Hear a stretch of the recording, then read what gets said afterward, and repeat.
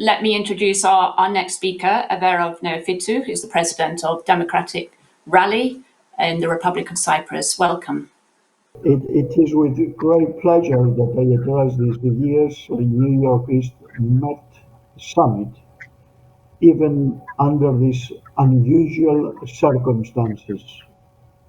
The subject in question, post-COVID period expectations of the Cypriot economy, is indeed very interesting.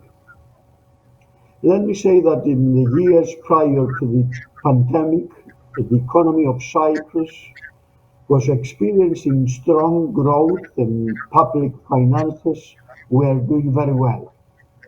Cyprus was one of the fastest growing economies in the Eurozone.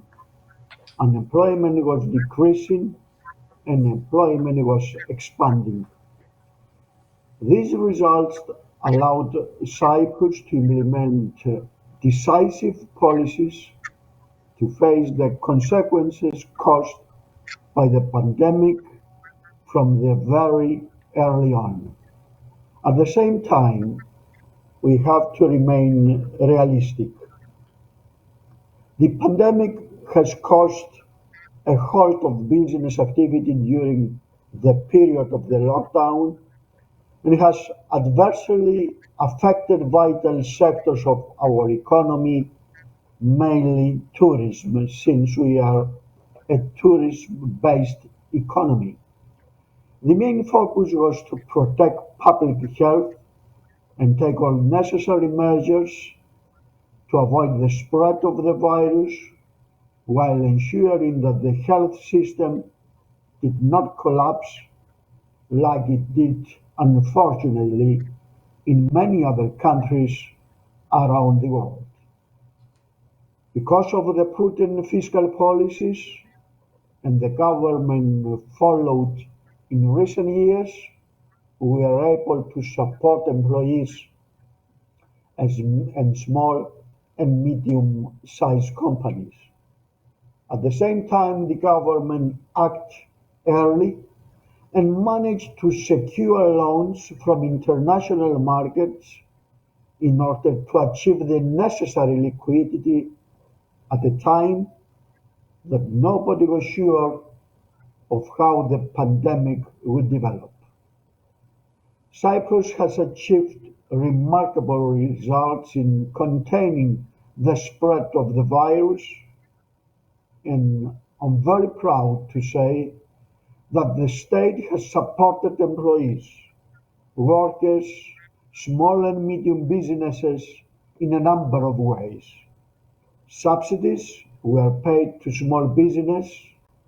Salaries have been subsidized in an attempt to avoid redundancies. Loan payments have been postponed for a period of 10 months, and so have made payments to the state. I'm optimistic about the course of the Cyprus economy.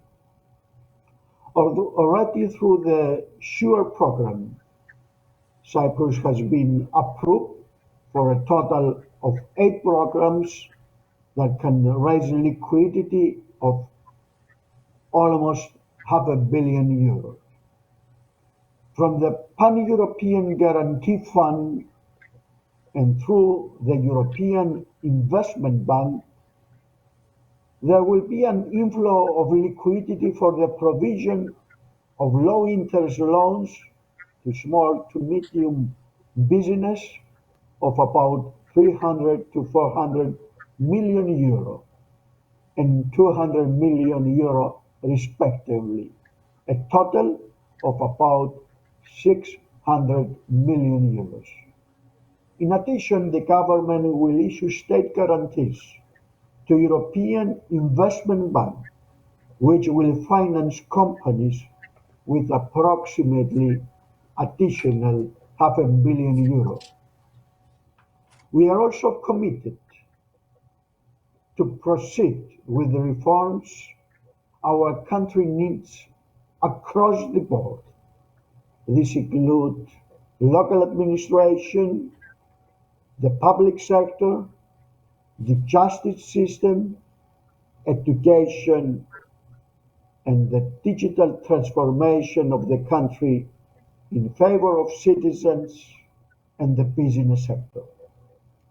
This will help cut red tape while reducing costs and will help to boost the competitiveness of our economy.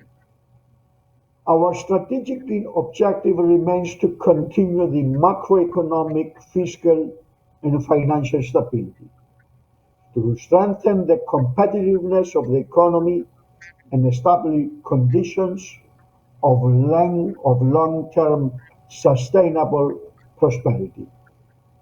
I'm very confident that when the epidemiological circumstances allow it, the Cyprus economy will once again continue its path to economic growth. I'm very confident that in 2021, the Cypriot economy will run with growth rate one of the highest in Eurozone and in European Union in whole. Thank you. Thank you very much indeed, Mr. Neofytou.